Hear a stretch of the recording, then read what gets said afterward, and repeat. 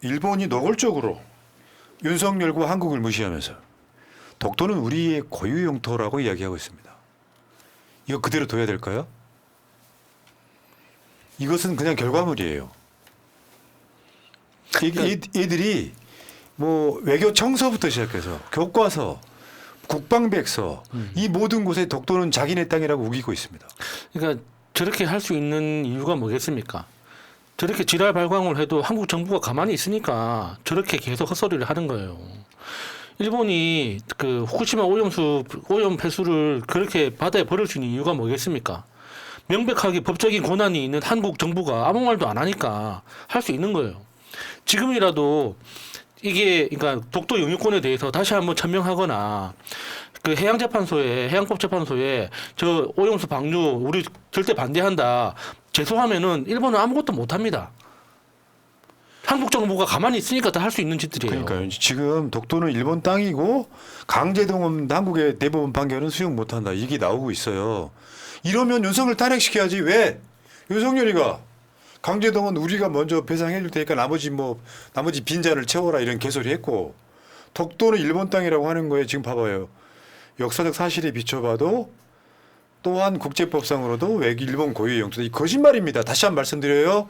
일본이 독도가 우리 땅이라고 우기는 배경에는 2차 세계대전 끝나고 일본이 패망했을 때 미국이 다시 일본을 나라로 인정해 주면서 샌프란시스코 조약에서 대충 그은 선 안에 독도가 일본 땅에 들어가 있는 걸 제외하고 그 이전의 모든 역사는 독도가 우리 땅, 대한민국 땅이란 말이에요. 그러니까 기억하세요. 샌프란시스코 조약 이전에는 무조건 역사적으로 우리나라 땅인 거야. 근데 이 거짓말하고 있잖아. 윤석열이처럼. 거기다가 그 이전 화면에서 그러니까 우리나라 법원 판결 수용 못 한다고 했잖아요.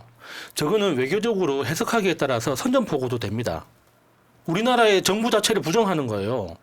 왜냐하면 대한민국이랑 싸우겠다고 선전포고한 거하고 똑같은 거거든요. 저거에 대해서 왜 대한민국 정부가 가만히 있습니까? 일본이 도대체 뭔데 우리나라 법원의 판결을 지들이 수용하고 말고를 지들이 왜 결정합니까? 우리나라 법원의 판결인데. 그러니까 그 법원 판결 집행 과정에서 일본 정부가 받아들이지 못하겠다 하면 그냥 그렇게 할 수 있죠. 자기들한테 경제적 피해가 간다면. 근데 그건 일본 정부가 할 일이 아니지. 일본 그 개별 기업들이 대응할 문제지 일본 정부가 나서가지고 대한민국 법원의 판결을 수용하니만이 그런 말은 할 수 없는 거예요. 저거 외교적으로 완전히 명백한 결례자 도발이거든요. 저거 우리나라 정부는 진짜 저거 선전포고로 간주하고 외교 단절해도 될 만한 맞아요. 아니 이게 영토 분쟁이고요. 저거는 폭격을 해도 할 말 없는 정도.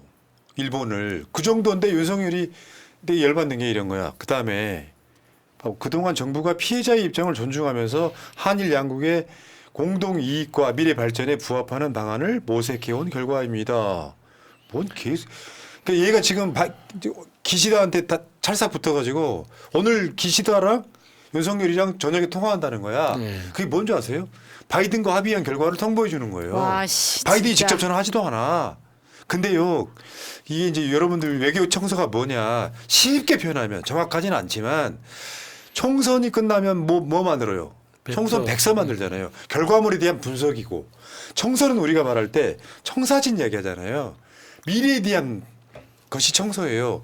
그러니까 일본은 이런 식으로 외교를 하겠다라고 하는 청서에 독도는 우리 땅이라고 이야기해 버려요. 그러면 이게 이제 문제는 뭐냐면 외교를 바라볼 때 제가 그때 몇 번 설명해 드린 적 있죠.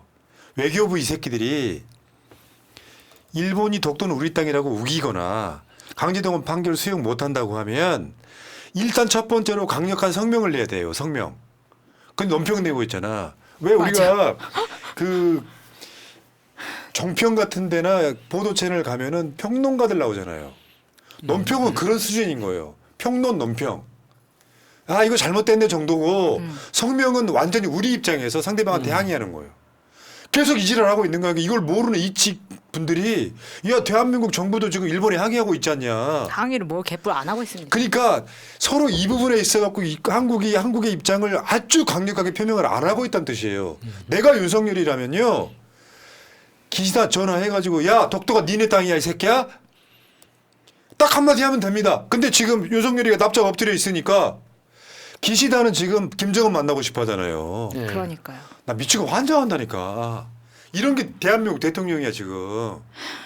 그러니까 지금 대변인이 논평을 정말 A4 한 장짜리 그거 한 장 중에서 반 페이지도 안 차게 저렇게 했는데 저는 대변인 논평이 저게 국내용이라고 생각합니다. 일본에 건너가지도 않고요. 지금 초치를 했다고 일본 대사 초치했다고 언론에는 나오지만 외교부 공식 보도 자료에는 없어요. 저는 그것도 사실인지 궁금해집니다. 지금요 이렇게 몰려 있잖아요. 그러면 윤석열이 기대할 수 있는 곳이 미국밖에 없어요. 사실은 대한민국 대통령의 존폐는 미국에 달려 있다. 이승만도 안 물러나려다가 미국이 물러나라니까 물러났잖아요. 마찬가지거든요. 그러니까 윤석열은 더욱 미국에 매달릴 수밖에 없어요. 자기 자리 지키려면. 아니 근데 너무 쪽팔리게 지난번에 뭐 KBS 대담 때도 바이든이 나한테 선물한 겁니다라고 하면서 그런 거 막 하고 하는 거 보면은 솔직히 대통령의 입장에 있는 사람이 자리에 있는 사람이 저런 정말 뭐 어떻게 보면 사대주의 같고 모자라 보이고 좀 그런 건데 그렇게 빨았음에도 불구하고 그 중요한 회의 결과 같은 거를 직접 받아보지도 못하니까 개목걸이 같은 거 선물로 받는 거예요. 그러니까 우리나라 정부가 일본에서 저렇게 헛소리를 하면 최소한 해병대를 독도에 경비대로 파견하든지 하는 그런 정도의 액션은 보여줘야 돼. 해야지. 그런 정도의 행동은 보여줘야 돼요. 예. 그래야지 실질적으로 점유하고 있는 나라가 어딘지, 실질적으로 고난을 가지고 있는 곳이 어딘지에 대해서 전 세계에 보여줄 수 있을 거 아닙니까? 이런 상황에서 일본이 저 정도의 발언을 하는데도 불구하고 외교부에서 와 괜찮다, 우리한테 미치는 영향이 없다 이러면은. 우리한테는 실질적으로 대한민국에 살고 있는 국민들한테 영향이 없겠죠. 근데 전 세계인이 우리나라 밖에 있는 외국이 바라볼 때는 어떻게 보겠습니까? 저렇게 명백하게 주권을 침해하는 발언을 하는데도 대한민국 정부가 성명을 내는 것도 아니고 논평에서 끝낸다? 아, 그러면 진짜 대한민국 정부에 무슨 문제가 있나? 독도 영유권 관련해서 일본 측에 무슨 합리적인 이유라도 있는 건가? 이렇게 의심을 하기 시작하는 거예요. 제가 일찍이 의심했잖아. 윤석열은 일본에 우리가 모르는 물질적 도움을 받은 적이 있다라고 의심하는. 그래서 일본의 모든 것들을 일본 하고 싶은 대로 다 해버렸잖아요. 지금까지 일본 관련해서 윤석열이 한 짓을 생각해 보면 분명히 예를 들어 대선 자금 같은 것들에 대한 빚을 진 게 있다. 저 짓거리 했잖아. 부산일보 인터뷰 기억들 하시죠? 일본에서 후쿠시마 원전이 폭발한 게 아니다. 방사능 유출이 기본적으로 안 됐다. 그러면서 후쿠시마 오염수 방류하는 거를 한국이 사실상 찬성함으로써 맞습니다. IAEA 그 보고서라는 거 그것도 일본 자료를 갖고 사실은 IAEA에 있는 모든 직원들 중에 일본에서 파견된 사람이 제일 많다고 하는 그런 짓을 해가지고 윤석열이가 지금 여기까지 왔는데 이제는 저 수준이 되면 어떻게 돼버렸냐. 바이든하고 기시다가 합의한 거를 바이든도 아니고 기시다가 윤석열한테 알려주는 그걸 속보라고 나오고 있어요. 그러니까 미일 정상회담의 결과물을 기시다가 윤석열한테 공유하는 거야.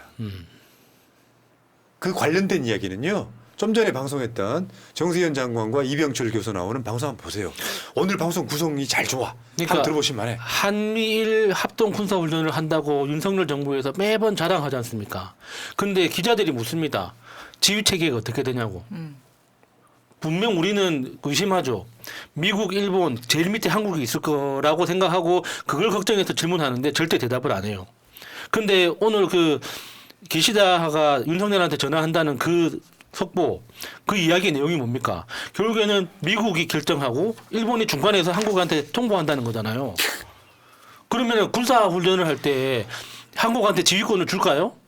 안 줘, 나 진짜. 너무 뻔한 거 아닙니까? 그러면 한미일 군사동맹이라는 게 그럼 실체가 뭡니까? 한국이 쫄병으로 들어가는 거예요.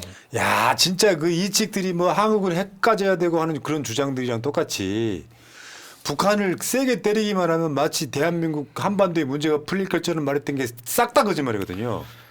그런 분들이 총선 투표만 포기해줬어도 탄핵시킬 수 있었는데 이 새끼. 아, 진짜. 그러니까 이게 지금 환율이 1,400원을 왔다 갔다 한다는 것 때문에 시장이 굉장히 불안해지기 시작하는데 그게 이제 근본적인 원인은 외국인들이 국내에 있던 자금을 해외로 좀 도피시키고 있다는 거잖아요. 그러면 그 불안감의 근원이 뭔가? 양안 문제입니다.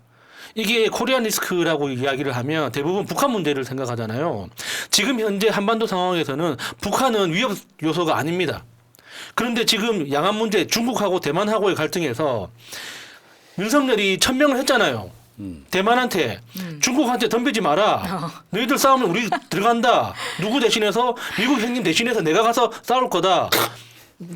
윤석열이 말해버렸잖아요. 군대도 안 갔다 온 새끼가. 그러니까 외국인들이 보기에는 지금 북한보다 그 북한하고 중국하고 대만 관계가 더 위험해 보이는 거예요. 그러면 왜 한국에서 자금을 빼냐? 대한민국 대통령이 말했잖아요. 양안 관계가 위험해지면은 대한민국이 들어간다. 그럼 투자자들은 전쟁이 그 벌어질 나라에 왜 있습니까? 전쟁이 벌어지는 옆 나라로 가야지. 전쟁이 벌어질 옆 나라에 가야지 돈을 벌지. 왜 전쟁이 벌어질 나라에 왜 돈을 갖고 있습니까? 아우 깝깝해 이야기 들으니까. 바이든의 행동대장. 내가 너 임기 보장해 줄 테니까 행동대장해. 그래서 이 비유 오랜만에 한번 해보네요. 바이든이 시진핑을 째려봤더니 옆에 있던 무식한 행동대장이 문신한 놈이 가고 시진핑이 아우창을 날리는 사건. 이게 대한민국 현실 외교의 현실이에요. 정말 부끄럽고요. 문제는 지금 그렇다 보니까 그냥 모자란 아이 하나 있잖아요.